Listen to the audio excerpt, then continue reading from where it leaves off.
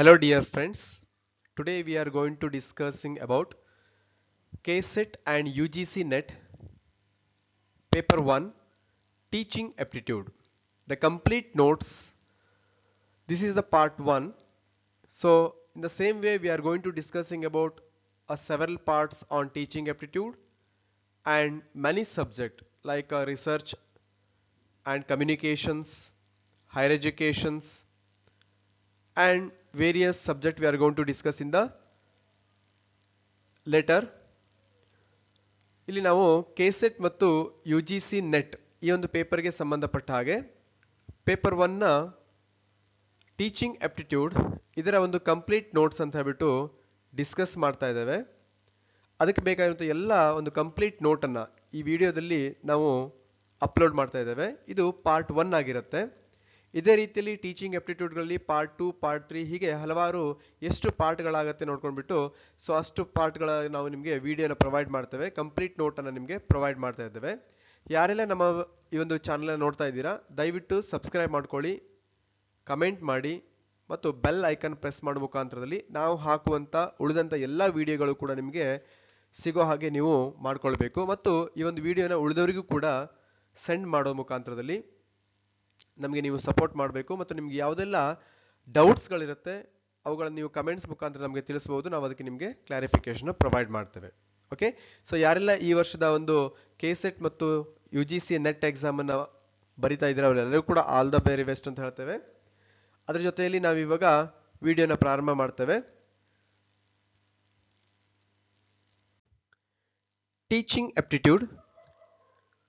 Teaching refers to a natural or an acquired skill to transact ideas, information and content with a desired objectives. Here teaching is one type of the objectives. It will be given the various ideas, informations and content to the others through the various skilled. So ಇಲ್ಲಿ teaching ಹೇಳುವಂಥದ್ದು ನಮ್ಮ skill ಮುಖಾಂತರದಲ್ಲಿ ನಾವೇನ್ ಮಾಡ್ತೀವಿ, ನಮ್ಮಲ್ಲಿರುವಂಥ various ಐಡಿಯಾಸ್ಗಳನ್ನು, ಇನ್ಫಾರ್ಮೇಷನ್ಸ್ಗಳನ್ನು, ಕಂಟೆಂಟ್ಗಳನ್ನು ಅಂದರೆ syllabus ಏನಿರುತ್ತಲ್ಲ ಆ ಸಿಲೆಬಸ್ಗಳನ್ನು various skill ಮುಖಾಂತರದಲ್ಲಿ ನಾವು ಇನ್ನೊಬ್ಬ ವ್ಯಕ್ತಿಗಳಿಗೆ, ನಮ್ಮ ಸ್ಟೂಡೆಂಟ್ಸ್ಗಳಿಗಾಗಿರ್ಬೋದು ಅದರ್ ಪರ್ಸನ್ಸ್ಗಳಿಗೆ ಏನು ಮಾಡ್ತೀವಿ, ಅದನ್ನ ಟ್ರಾನ್ಸಾಕ್ಟ್ ಮಾಡ್ತೇವೆ, ಪಾಸ್ ಮಾಡ್ತೇವೆ. ಅದನ್ನು ನಾವು ಟೀಚಿಂಗ್ ಅಂತ ಹೇಳ್ತೇವೆ. ಅದನ್ನು ಅಂಡರ್ಸ್ಟ್ಯಾಂಡಿಂಗ್ ಲೆವೆಲ್ ಅವರಿಗೆ ನಾವು ತಿಳಿಸೋದನ್ನ ಟೀಚಿಂಗ್ ಅಂತ ಹೇಳುವಂಥದ್ದು. So this chapter deals with entire dimensions which are directly or indirectly associated with the teaching learning process. So here we are going to discussing in the later on what are we are going to discussing the teaching aptitude. All that will be including the entire dimensions.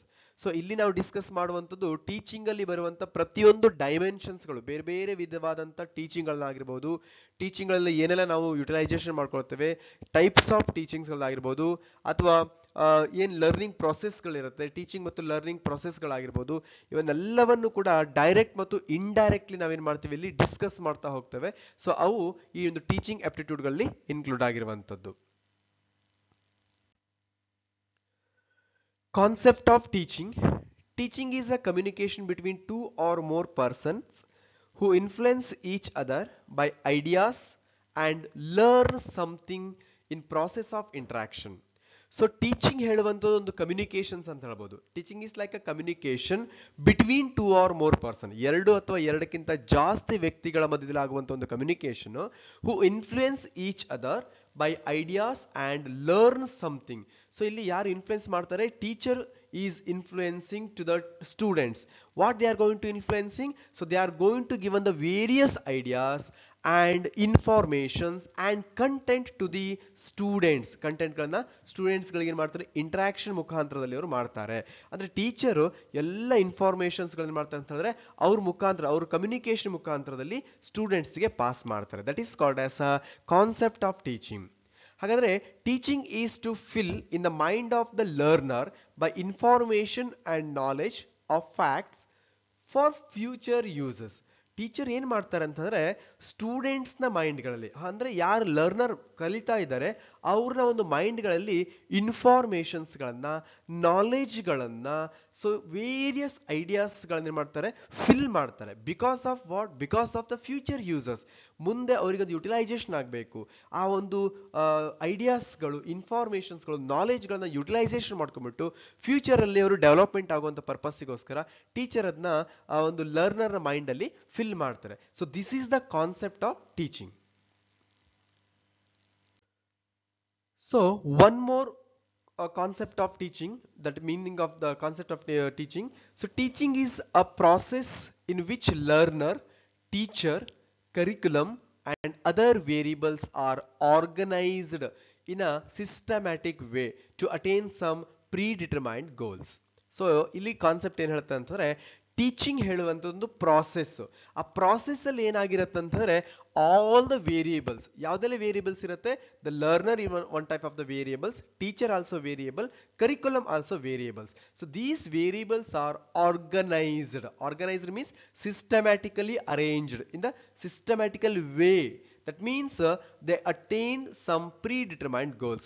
Already ಒಂದು goal ಅನ್ನ ಇಟ್ಕೊಂಡ್ಬಿಟ್ಟು ಏನ್ ಮಾಡ್ತಾರೆ, ಈ ಒಂದು variables ಗಳನ್ನ systematic ಆಗಿ ಏನ್ ಮಾಡ್ತಾರೆ ಅಂತಾರೆ, ಅರೇಂಜ್ಮೆಂಟ್ ಮಾಡಿರೋದನ್ನ ನಾವು ಟೀಚಿಂಗ್ ಅಂತ ಹೇಳ್ಬಹುದು.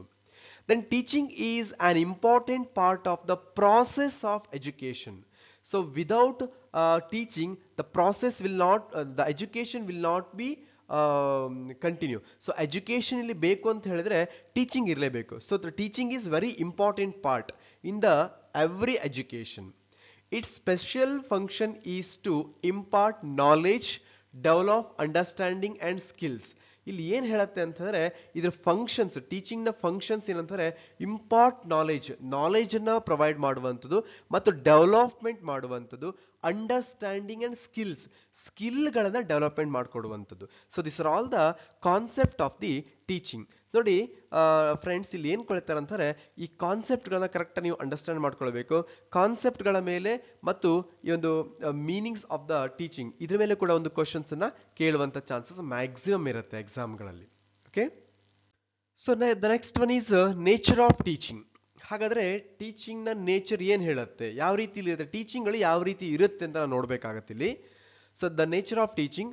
Nature of teaching refers to those elements of teaching which are inherent with the concept of teaching. So ಈ ಒಂದು ಟೀಚಿಂಗ್ಸ್ಗಳು ಯಾವ ರೀತಿಯಲ್ಲಿ ಇನ್ಕ್ಲೂಡ್ ಆಗಿರುತ್ತೆ ಅಂತಾರೆ, the dynamic, social and human. Teaching is type of the dynamic, social and human. Teaching is both art and science. And teaching is diverse application. Very important, these three natures of teaching.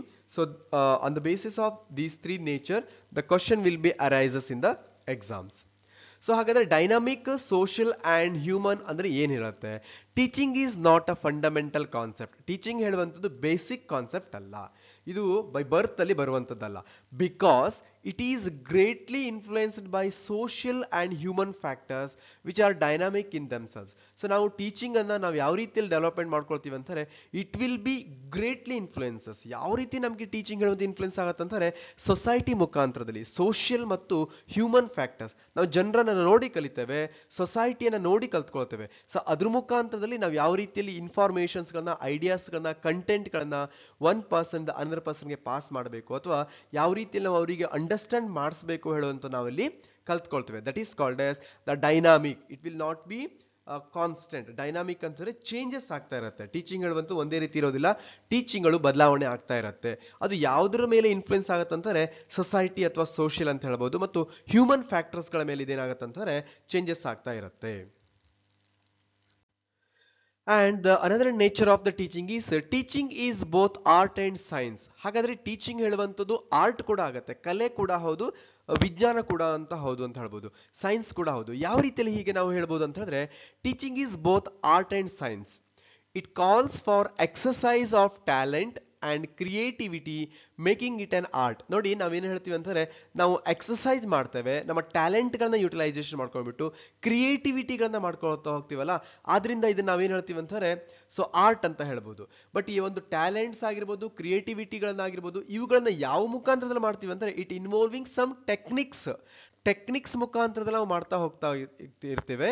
So the procedures, techniques ಮತ್ತು procedures and skills, ನಮ್ಮಲ್ಲಿರುವಂತಹ skills ಗಳನ್ನ utilisation ಮಾಡ್ಕೊಂಡ್ಬಿಟ್ಟು ನಾವು ಅದನ್ನ ಮಾಡ್ತಿರೋದ್ರಿಂದ which can be studied systematically, ಇವನ್ನೆಲ್ಲವನ್ನು ಕೂಡ ನಾವು ಸಿಸ್ಟಮ್ಯಾಟಿಕಲಿ ಮಾಡ್ತಾ ಹೋಗ್ತೇವೆ. Describes and improved making it science. So ನಾವು ಟೀಚಿಂಗ್ ಹೇಳುವಂತ ಒಂದು ಟ್ಯಾಲೆಂಟ್, ಕ್ರಿಯೇಟಿವಿಟಿ ಅಂಡ್ ಎಕ್ಸಸೈಸ್ ಅಂತ ಹೇಳ್ತೇವೆ. ಬಟ್ ಇದೆಲ್ಲವೂ ಕೂಡ ಕೆಲವೊಂದಿಷ್ಟು ಟೆಕ್ನಿಕ್ ಮುಖಾಂತರದಲ್ಲಿ, ಪ್ರೊಸೀಜರ್ ಮುಖಾಂತರದಲ್ಲಿ ಮಾಡೋದ್ರಿಂದ ಇದನ್ನ ಸೈನ್ಸ್ ಅಂತ ಹೇಳ್ತೇವೆ. Understood? The next one is diverse application. So ಇದು ಡೈವರ್ಸಿಫಿಕೇಶನ್ ಆಗ್ತಾ ಇರುತ್ತೆ. ವಿತ್ ಡಿಫ್ರೆಂಟ್ ವೇಗಳಲ್ಲಿ ನಾವು ಟೀಚಿಂಗ್ ಗಳನ್ನ ನೋಡ್ತಾ ಹೋಗ್ಬೋದು. That is called as diverse application. Teaching is of diverse in nature. ಅದ್ರ ಕ್ಯಾರೆಕ್ಟರಿಸ್ಟಿಕ್ಸ್ ಅಥವಾ ಅದರ ನೇಚರ್ಗಳಲ್ಲಿ ಏನಾಗುತ್ತೆ, ಡೈವರ್ಸ್ ಆಗ್ತದೆ. ಸೊ ಚೇಂಜಸ್ ಆಗ್ತಾ ಹೋಗುತ್ತೆ, ಬದಲಾವಣೆ ಆಗ್ತಾ ಹೋಗ್ಬೋದು. It may have various forms. So ಬೇರೆ ಬೇರೆ ರೀತಿಯಾದಂಥ ಫಾರ್ಮ್ಸ್ಗಳನ್ನ ನಾವು ಟೀಚಿಂಗ್ ಅನ್ನ ನೋಡ್ತಾ ಹೋಗ್ಬೋದು. ಸೊ ಯಾವ್ದು ನೋಡ್ಬೋದು ಅಂತಾರೆ, ಫಾರ್ಮಲ್, ಸೊ ಒಂದು ಸಿಸ್ಟಮ್ಯಾಟಿಕ್ ವೇದಲ್ಲಿ ಹೋಗ್ಬೋದು. ಇನ್ಫಾರ್ಮಲ್ ವೇದಲ್ಲೂ ಕೂಡ ನಾವು ಟೀಚಿಂಗ್ ಮಾಡಬಹುದು. ಹೇಗೆ ಬೇಕಾದ್ರೆ ನಾವು ನಲಿ ಕಲಿ ಅಂತ ಹೇಳ್ತೀವಲ್ಲ, so like that. So that is informal way ಅಂತ ಕೂಡ ಹೇಳ್ಬೋದು. ಡೈರೆಕ್ಷನಲ್, ಸೊ ಒಂದು ಡೈರೆಕ್ಷನ್, ನಾವು ಫಾರ್ ಎಕ್ಸಾಂಪಲ್ ಒಂದು ಕಂಪನಿ ಅಂತ ಹೇಳಿದ್ರೆ ಅಲ್ಲಿ ಮ್ಯಾನೇಜರ್ ಏನ್ ಮಾಡ್ತಾನೆ, ಅಲ್ಲಿ ಸಬಾರ್ಡಿನೇಟ್ಸ್ ಗಳಿಗೆ ಡೈರೆಕ್ಷನ್ಸ್ ಅನ್ನ ಪ್ರೊವೈಡ್ ಮಾಡೋ ಮುಖಾಂತರ ಟೀಚ್ ಮಾಡ್ತಾನೆ. ಇನ್ಸ್ಟ್ರಕ್ಷನಲ್, ಬೇರೆ ಬೇರೆ ರೀತಿಯಾದಂಥ ಇನ್ಸ್ಟ್ರಕ್ಷನ್ ಗಳನ್ನ ಪ್ರೊವೈಡ್ ಮಾಡ್ಕೊಳ್ಳೋ ಮುಖಾಂತರದಲ್ಲಿ ಕೂಡ ನಾವು ಟೀಚಿಂಗ್ ಅನ್ನ ಮಾಡಬಹುದು. ಫಾರ್ಮೇಶನಲ್ ಅಂತ ಹೇಳ್ತೇವೆ. And training and conditioning, training ಮುಖಾಂತರ ಕೂಡ ನಾವು ಟ್ರೈನಿಂಗ್ ಮಾಡ್ಕೊಳ್ತಾನೆ ಸೊ ಅವ್ರಿಗೆ ಏನ್ ಮಾಡ್ಬೋದು, ಟೀಚಿಂಗ್ ಅನ್ನ ಮಾಡ್ಬೋದು. ಕಂಡೀಷನಿಂಗ್ ಮಾಡ್ಕೊಳ್ತಾನೆ ನಾವೇನ್ ಮಾಡ್ಬೋದು, ಟೀಚಿಂಗ್ ಅನ್ನ ಮಾಡ್ಕೊಳ್ಬಹುದು.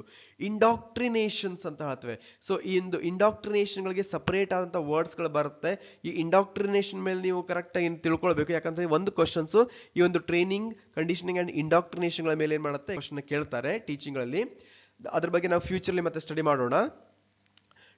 Then talking, showing, doing, remedial etcetera. So ಇವೆಲ್ಲದರ ಮೇಲೆ ಏನ್ ಮಾಡ್ಬೋದು ಅಂತಂದ್ರೆ ನಾವು ಟೀಚಿಂಗ್ ಅನ್ನ ಮಾಡ್ಕೊಳ್ತಾ ಹೋಗ್ಬೋದು. That is called as the diverse applications ಅಂತ ಹೇಳ್ತೇವೆ. Okay. And finally on this topic, that is a concept of teaching. So we are going to give a good question to you. Please give the answer or comments in the comment box. So the question is, a good teacher is one who, so gives useful information, explain concept and principles, gives printed notes to students, inspires students to learn. ಈ question ನೀವು answer ಮಾಡಿ.